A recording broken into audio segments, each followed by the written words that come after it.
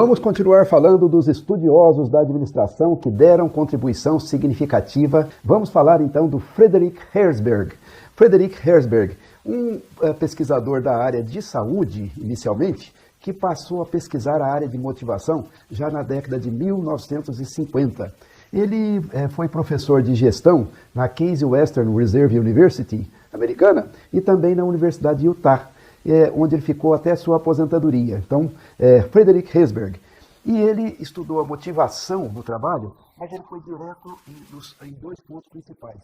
O que traz satisfação no trabalho e o que traz insatisfação no trabalho. Ele estudou esse assunto desde 1950.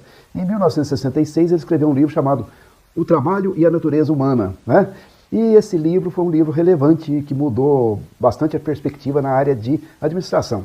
O trabalho inicial dele, a pesquisa inicial, ele fez com 200 engenheiros e contadores, né, entre as décadas de 50 e 60, mas essa pesquisa dele foi replicada várias vezes por outros pesquisadores, inclusive nos países comunistas, que na época tinham muitos, né? E se revelou sempre as mesmas conclusões, tá certo? Então uma pesquisa válida, uma pesquisa boa, embora seja uma pesquisa de natureza qualitativa, ela é boa e ela é válida, né? E posteriormente ele escreveu um artigo na Harvard, que foi o artigo que mais demandou reprints da revista da Harvard, tá certo? Então ele atingiu um número de reprints recorde, quer dizer, o artigo dele foi muito requisitado. Porque ele era muito requisitado na área acadêmica e também na área executiva, porque o assunto dele, o artigo dele é muito bom para a gente que administra.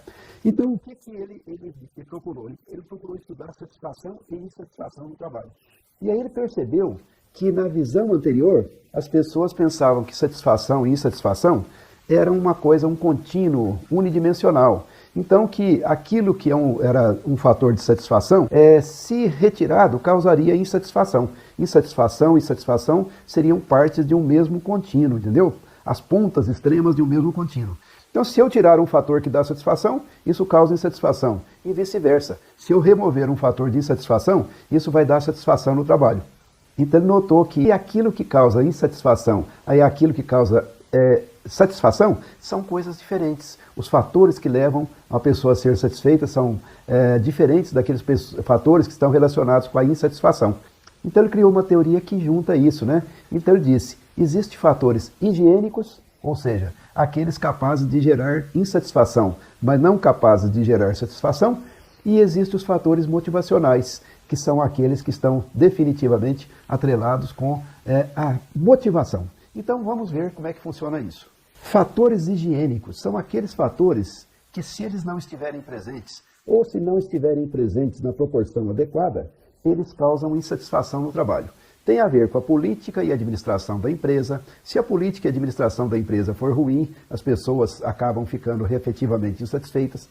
Desempenho da supervisão, se o desempenho do supervisor, né, da pessoa, for insatisfatório, isso acabará acarretando insatisfação.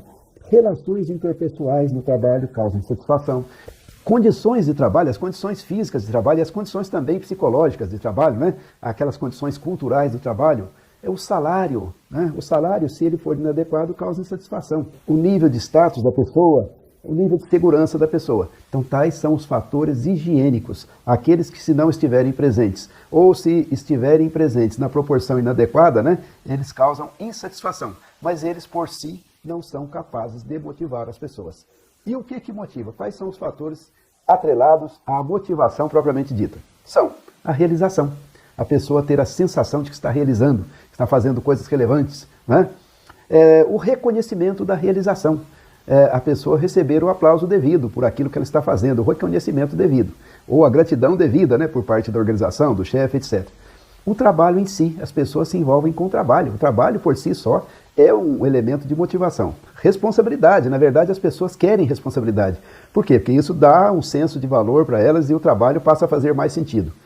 Desenvolvimento, né? Crescimento pessoal e profissional, né? Desenvolvimento, aprendizado e o crescimento, né? Decorrente disso. Então, eis aí fatores que motivam e fatores higiênicos. Né? Fatores higiênicos é uma maneira simples de explicar. Se você lavar as mãos, você vai ter saúde? Né? A resposta imediata é sim, eu vou ter saúde se eu lavar as mãos. Mas essa é uma resposta errada. Em geral, lavar as mãos é uma condição boa para ter saúde, mas não é suficiente, né? Não basta lavar as mãos, tem que fazer ginástica, tem que se alimentar bem, tem que fazer acompanhamento médico, tá certo? Então é necessário para muitas das vezes, mas não é suficiente. Agora eu conheço gente que não lava a mão coisa nenhuma e tem uma grande saúde, viu? Então quer dizer, não tem relação necessária, né? Então esta foi uma contribuição significativa do Herzberg para o estudo da gestão e para a prática da gestão também. Mas não foi a única. Derivada dessa contribuição veio uma outra muito importante também, que vem a ser o enriquecimento do trabalho. Naquele célebre artigo já citado, o Herzberg disse o seguinte: a gerência tradicional e também os pesquisadores tradicionais, eles viam a relação de trabalho por um prisma que levava à sugestão de métodos de gerenciar que ele achava inadequados. Então ele criou até uma palavra para falar desses métodos inadequados. A palavra seria kita, é uma palavra humorística, né? É uma expressão inglesa, kick in the pants, quer dizer um chute nas calças, que para nós quer dizer um empurrão, né? Então, método de trabalhar, gerenciar através do empurrão. E o que seria? Seria um empurrão físico, né? Castigos físicos de alguma natureza lá, e seria o empurrão psicológico, né? Então, o empurrão poderia ser negativo ou positivo, mas o empurrão positivo, mesmo assim, continua sendo um empurrão, mesmo assim, continua sendo ruim. Então, o negativo seria grito, seria causar mal-estar físico, mal-estar psicológico para as pessoas, esse gerenciamento pelo terror. Isso não vai levar a nada, né? E o positivo, né, o empurrão positivo seria menos horas de trabalho, como compensação para premiação, mais salário, mais benefício, treinamento em relação... Porque ele falou que o kita foi evoluindo com o tempo, né? E aí, para motivar as pessoas, as empresas começaram a achar métodos mais sofisticados, baseados na psicologia, né? Então seria treinamento em relacionamento, treinamento motivacional, comunicação, a panaceia da comunicação, a comunicação resolve tudo, né? Comunicação de duas vias, participação no trabalho como meio de motivar, aconselhamento, né? Ele falou o seguinte: o aconselhamento no pós-guerra fazia sentido, né? Porque as pessoas estavam muito desesperadas, muito perdidas, precisavam achar o rumo. Mas as empresas continuaram fazendo aconselhamento para resolver outros tipos de problema de motivação.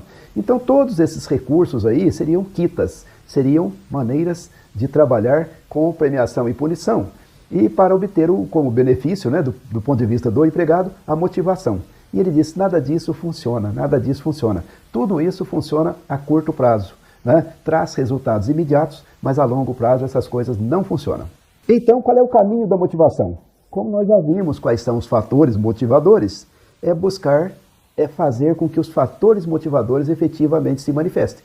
Que a gente controle os fatores higiênicos e que a gente busque os caminhos para fazer os fatores motivacionais mostrarem-se presentes no trabalho.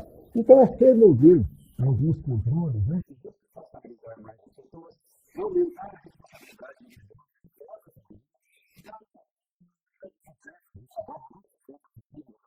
Para que ele não fique fazendo uma tarefa só, que aquilo não se torne enfadonho e sem sentido.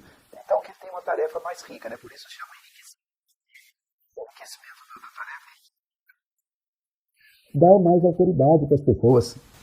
Seria também apresentar relatórios informativos adequados para as pessoas, não só para os chefes, para as pessoas perceberem a utilidade do seu trabalho, qual o sentido e qual o resultado que ele traz, o impacto do seu trabalho. Introduzir tarefas novas e mais desafiadoras, né? Passar à pessoa tarefas novas e mais desafiadoras. Estabelecer tarefas mais específicas e mais especializadas para que as pessoas se tornem experts. Tá certo? Então isso seria aí uma maneira de enriquecer o trabalho.